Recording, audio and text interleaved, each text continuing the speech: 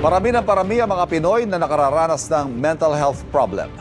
Walang pinipiling estado sa buhay ang tinatamaan ng sakit na depresyon. Tunan ang diskriminasyon sa mga mental health condition. Naitala sa Pilipinas ang pinakamaraming kaso ng depresyon sa Southeast Asia. Tatanggap na tawag na crisis hotline ng National Center for Mental Health mula sa mga nakakaranas ng depresyon. Pero various sectors to raise awareness about the importance of mental health. The alarm over alleged safety and mental health risks in the Kabataan ang karamihang nakakaranas ng depresyon. Filipino youth falling into depression. Sa paglipas ng panahon, marami tayong pinagdadaan. Mga pagsubok, pangarap, pagkabigo, at tagumpay. Ngunit may isang bahagi ng ating pagkatao na madalas nating nakakalimutan. Tinatago o kaya naman ikinagsasawalang bahay. Ang kalusugang pangkaisipan ay tumutungo sa ating paraan ng pag-isip, pakiramdam at pag-ilaw. Ito ang nagdidikta kung paano tayo maharap sa mga hamon, kung paano tayo nakikitungo sa kapwa, at kung paano natin naunawa ng ating sarili. Sa kasamaang palad, hanggang ngayon, nananatili pa rin ang mga maling pananaw o stigma tungkol dito. Kapag ang isang tao ay nagsabi siya ay pagod na, malungkot, o nahihirapan, madalas ang sinasabi sa kanya sa kasamang loob mo, wala naman talagang mali sa iyo, o pag-inarte lang yan. Dahil dito, mas pinipili ng marami na manahimik, magtago, at pasanin ang bigat ng mag-isa. Ito ang dahilan kung bakit lumalala ang problema dahil sa takot na masgan, takwit o hindi maintindihan. Hindi kahinaan ang pagkakaroon ng ganitong damdamin. Hindi ito kasalanan. Ito ay karaniwang reaksyon ng tao sa mga pagsubok ng buhay.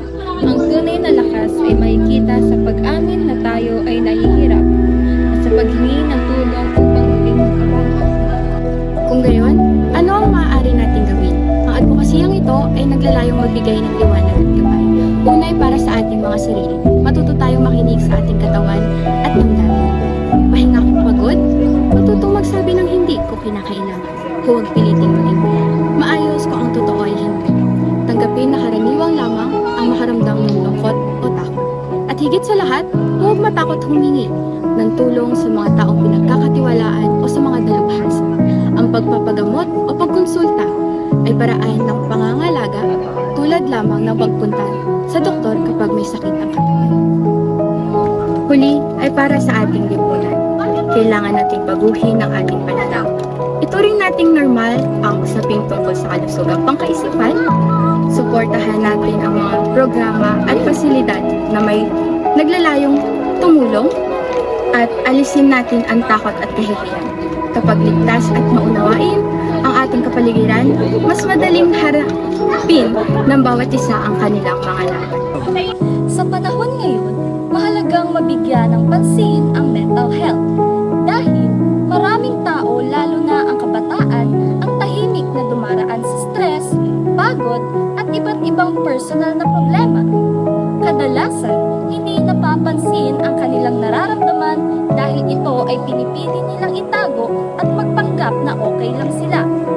Dahil dito, mahalagang matuto tayong makinig, umunawa, at umiwas sa panghuhusga dahil malaking tulong para sa isang tao ang simpleng pangungumusta at pagpaparamdam na hindi sila nag-iisa.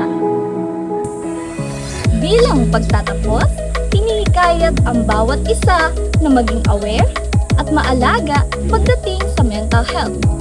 Mahalagang makagawa tayo ng isang ligtas na kapaligiran kung saan malayang nakakapagsalita ang mga tao tungkol sa kanilang nararamdaman at hindi natatakot humingi ng tulong kapag kinakailangan. Ang kalusugang pangkaisipan, malaga at dapat pangalagaan at hindi dapat ikahiya. Maraming salamat sa pakikinig at sana'y maging gabay sa inyo ang mensaheng ito sa pang-araw-araw na pamumuhay at tayo ay magtulungan para sa ikabubuti ng marami.